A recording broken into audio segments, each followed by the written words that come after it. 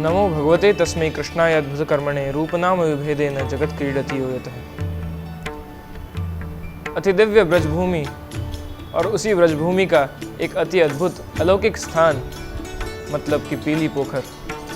पीली पोखर वह स्थान है जहाँ श्री प्रभु की आतुरता का अंत होता है।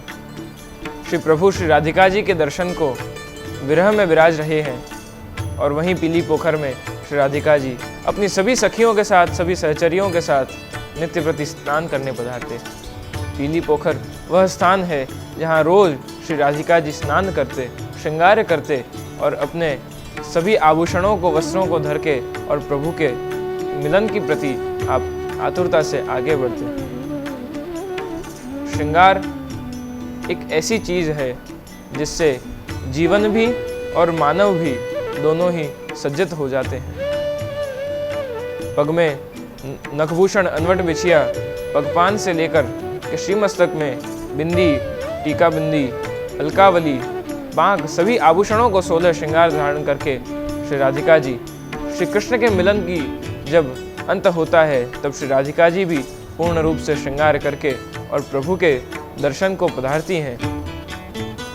उन्हीं श्रृंगारों को जब हम मानव प्रेम, भाव, भक्ति, सेवा और दूसरों के प्रति प्रेम और लागणी के भावों से जब उन श्रृंगारों को हम धारण करते हैं तब विवेक, धैर्य और आश्रय हमारे जीवन में जन्म लेते हैं। उन्हीं विवेक, धैर्य और आश्रय के माध्यम से श्री प्रभु भी हमारी प्रतीक्षा करते हैं। श्री प्रभु राह देखते हैं कि कब ये जीव अपने जीवन में इन गुणों को धारण करे और प्रेम का, भक्ति का, श्री वल्लभ के रस का स्नान करे। उस स्नान के बाद मैं इस जीव को अंगीकार करूं।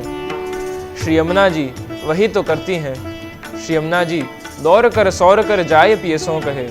वो दौड़ कर भागते हुए श्री कृष्ण के पास जाती हैं। जब जीव ये स्नान करके, प्रेम का अनुभूति करके, भक्ति को जीवन में आभूषण की तरह पहन के तैयार होता है, सुसज्जित होता है, तभी श्री यमुना जी आनंद कंद श्री कृष्ण के पास दौड़ती हुई जाती हैं और उनसे कहती हैं कि हे नाथ, हे श्री कृष्ण, आपका एक और जीव आपकी सेवा में आपको अंगीकार होने तैयार हुआ है, वो श्रृंगारित हुआ है।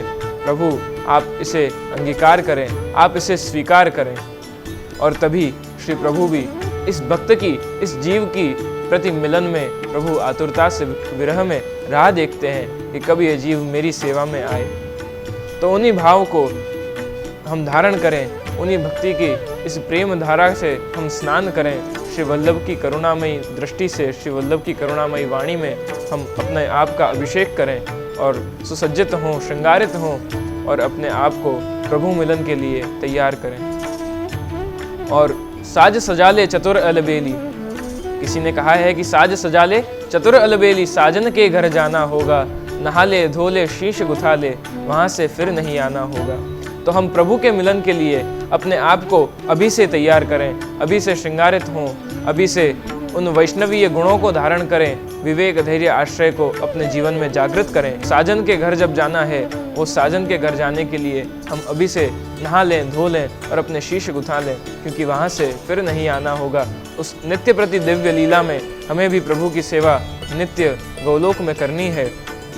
तो यही भाव कि आप सब भी इन सद्गुणों को, इन कृष्ण गुणों को प्राप्त करें और श्री कृष्णमय हों और श्री कृष्ण का आनंद प्राप्त हो। यही भावना के साथ मैं अपने वाणी को आनंद कंद श्री कृष्ण एवं उनकी प्रिया श्री राधा जी के चरणों में अर्पित करता हूँ। शुभम भवतु, कल्याणमस्तु।